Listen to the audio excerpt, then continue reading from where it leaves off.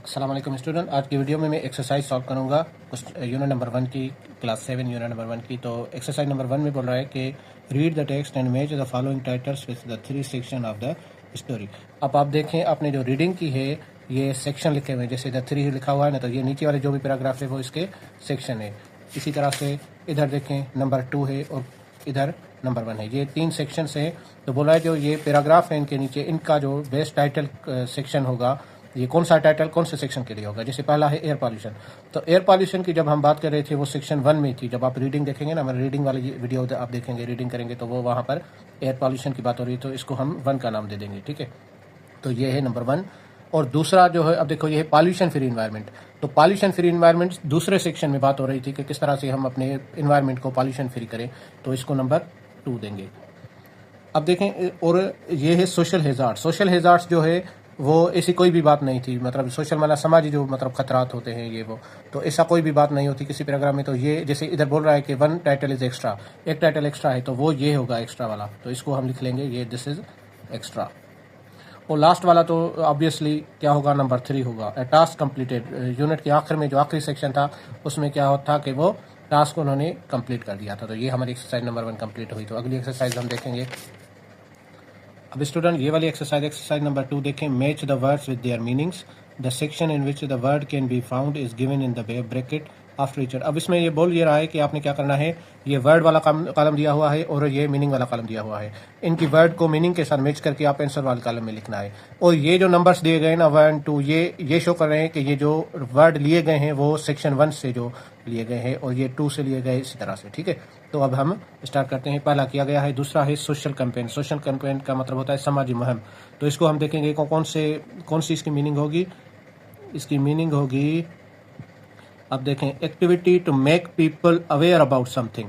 Social campaign समाजी मुहिम, the activity काम जो लोगों को किसी चीज़ के बारे में आगाही दे, तो इसका जे के साथ मीनिंग होगी। तो नंबर 2 को हम मैच करेंगे जे के साथ, ठीक है। और नंबर 3 है इन्वॉल्व, मतलब शामिल। तो इसकी मीनिंग होगी, एच में है मेड देम टेक पार्ट, ठीक है, मतलब ये है इन्वॉल्व मतलब शामिल करना, तो एच होगी। नंबर 3 के साथ हम मैच करेंगे, एच लिखेंगे। इसी तरह से फिर नंबर 4 है हॉन्कड, मतलब हॉर्न बजाना, ब्लू द हॉर्न, बी के साथ हम इसको करेंगे। नंबर 4 को बी के साथ मैच करेंगे। उसके बाद है फ्यूम्स, मतलब धुआं। ये dangerous smoke having a strong smell, मतलब खतरनाक धुआं जिसकी बहुत ही तेज वो हो, स्मेल हो, खुशबू हो, फ्यूम्स का। ये नंबर 5 को हम मैच करेंगे एल के साथ, ठीक है। और छठा है इमिटेट, मतलब खारिज होना, निकलना। तो इमिट मतलब का होता है प्रोड्यूस, ठीक है, के। तो ये हो जाएगा नंबर 6 विथ के। और 7 है पर्पजलेस, मतलब बेमकसद, विदाउट एनी पर्पज और रीजन, डी के साथ इसको मैच करेंगे। नंबर 7 को डी के साथ मैच करेंगे। और इसी तरह से नंबर 8 है असाइन। असाइन माना देना, कोई काम किसी को देना, तो इसकी मीनिंग होगी गिव, ई। 8 को मैच करेंगे ई के साथ। फिर आता है हमारे पास डेडलाइन, माना किसी चीज की आखिरी मुकर्रर तारीख, deadline. The date by which something will be completed, माना वो तारीख जहां जिस पर कोई काम कंप्लीट हो जाना चाहिए। 9 को एक के साथ, ठीक है। और 10 वाला है टास्क, माना काम, ठीक है ना। तो इसका होगा, अब देखें, work that has to be done, ठीक है। टास्क मतलब वो काम जो करना है, पूरा करना है, तो ये क्या होगा, टास्क। 10 को हम मैच करेंगे एफ के साथ, ठीक है। और फिर आता है रिव्यूड। रिव्यूड मतलब दोहराना, ठीक है ना। Check something to see if any change is needed, मतलब किसी चीज को दोहरा कर चेक करना कि उसमें कोई तब्दीली की जरूरत है या नहीं, तो सी। रिव्यूड मतलब 11 को हम सी के साथ मैच करेंगे, ठीक है। फिर लास्ट में बचा है अटेंडीज, माना जो हिस्सा लेने वाले, जो किसी प्रोग्राम में हिस्सा लेने वाले, तो उसकी मीनिंग क्या होगी, people who attend a program और मीटिंग। तो 12 होगा आई। तो ये हमारे एक्सरसाइज नंबर 2 भी कंप्लीट हो गई। तो सॉरी, आप देख सकते हैं मैंने ये कर दी हैं। तो ये 10 को एफ के साथ मैच किया, 11 को सी के साथ और 12 को आई के साथ। अब हम अगली एक्सरसाइज पे चलते हैं। अब देखें, इस एक्सरसाइज में बोल रहा है, एक्सरसाइज नंबर 3 देखो, इसमें बोला है कि ये जो वर्ड्स आपने पिछली एक्सरसाइज में किए उनमें 5 वर्ड्स की जो है ना, अपने सेंटेंसेस में यूज करें इनको और अपने नोटबुक में लिखें। हम सॉल्व करेंगे एक्सरसाइज नंबर 4, जो जिसमें बोल रहा है कि read the text and tick the following sentence if they are true and put cross if they are false, मतलब जो स्टेटमेंट गलत हो उसको क्रॉस लगाओ, फॉल्स वाले कॉलम में क्रॉस लगाओ, जो सही है उसको ट्रू वाले कॉलम में टिक करो। तो जैसे पहला है Ali did not want to go to school and meet everyone. Ali school जाना नहीं चाहता था और हर किसी से मिलना नहीं चाहता था, तो गलत था। अली तो अपने दोस्तों के साथ मिलने के लिए पुरजोश था, तो ये गलत है। तो फॉल्स वाले कॉलम में इसको क्रॉस लगाएंगे। सिमिलरली आप देखें he liked science and social studies classes. हाँ, उसको पसंद थे साइंस और सोशल स्टडीज क्लासेस, तो ये ट्रू वाले कॉलम में हम टिक करेंगे। फिर है Ali set beside the driver uncle in the when. When में अली ड्राइवर अंकल के साथ बैठा था, गलत है। वो अपने बेस्ट फ्रेंड सलीम के साथ बैठा था, तो ये हम क्रॉस लगाएंगे, ये गलत है। ठीक है, तो इसी तरह से फिर नंबर 4 है Salim and Ali were not able to talk about their holidays in the when.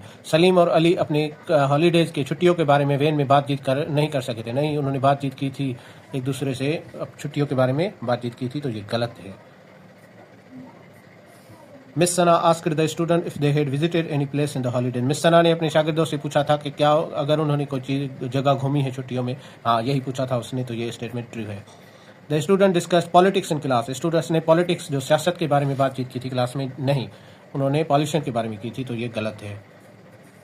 अब देखो ये बोल रहा है the student worked in a group to make a plan to fight against pollution. Student ने ग्रुपों में काम किया था ताकि वो एक मनसूबा बनाकर पॉल्यूशन के खिलाफ लड़ें, तो ये ट्रू है। ठीक है ना। इसी तरह से फिर नंबर 8 है Ali was not tired at all after the program that his group organize. जो ग्रुप उसके अली के ग्रुप ने जो प्रोग्राम ऑर्गेनाइज किया था उसके बाद अली बिल्कुल नहीं थका था। नहीं, गलत है, वो थक गया था, तो ये गलत है। नंबर 9 है the handbills about pollution were made by an advertising agency. जो हैंडबिल्स उन्होंने बनाए थे पॉल्यूशन के बारे में, वो किसी एडवर्टाइजिंग एजेंसी से बनवाए थे। गलत है, उन्होंने खुद बनाए थे, तो ये फॉल्स होगा। लास्ट वाला नंबर 10 है everyone agreed to do something to clear their neighbourhood. हर कोई राजी हो गया कि वो अपना कुछ ना कुछ करेगा अपना पड़ोस को साफ करने के लिए, ये ट्रू है। तो स्टूडेंट, ये भी हमारी एक्सरसाइज हो गई कंप्लीट। एक्सरसाइज नंबर 4 हम चलेंगे अगली एक्सरसाइज पर। अब हमारी अगली एक्सरसाइज में बोल रहा है, देखें exercise number 6। Discuss the reason for the following statement with your partner. After you have discussed, write all the complete statement in a notebook. Ali excite. अब देखो ये बोल रहा है कि ये जो सारी रीजंस हैं उसको उसके रीजंस लिखो। ठीक है, सारी स्टेटमेंट्स के रीजंस लिखो। और जैसे पहला किया गया है एग्जांपल बोल रहा है कि Ali excitedly got ready for school because. Ali खुशी में स्कूल के लिए तैयार हुआ, क्यों? Because he wanted to meet all his teachers and classmate. वो अपने सारे हम जमाती और साथ से मिलना चाहता था। इस तरह से इनके रीजंस बताने हैं। तो अब अगर मैं इधर एक एक रीजन लिखूंगा तो वीडियो बड़ी हो जाएगी, तो मैं आपको बताता चलूंगा, आप खुद लिख लेना वीडियो को पास करके जो मैं बता रहा हूँ। ठीक है, he wanted to attend the science class because. वो साइंस क्लास अटेंड करना चाहता था because he enjoyed doing experiment during science lessons. मतलब उसको साइंस के असबाक के दौरान तजुर्बा करने में मजा आता था। नंबर 3 है Ali sat next to Salim because. Ali Salim के साथ बैठा था because they are best friends, क्योंकि वो बेस्ट फ्रेंड्स थे। Some student coughed in the van because. कुछ शागिर्दों को वेन में खांसी हुई या कुछ शागिर्द वेन में खांसे, क्यों? Because the fumes of the vehicles passing by is entering from the window of the van. ठीक है। नंबर 5 है the students started discussing about pollution. शागिर्द पॉल्यूशन के बारे में बहस करना शुरू कर दिया because miss Sana showed them the poster about pollution. Miss Sana raised her hand because. Miss Sana ने अपना हाथ ऊपर किया because she wanted the complete silence और pin drop silence in the class. उसके बाद है miss Sana challenged her students mind because. Miss Sana ने अपने शागिर्दों की जहनियत को चैलेंज किया, क्यों? Because she wanted them to think in a new way. Ali and his friends showed posters to the people because. Ali और उसके दोस्तों ने लोगों को पोस्टर्स दिखाए, क्यों? बिकॉज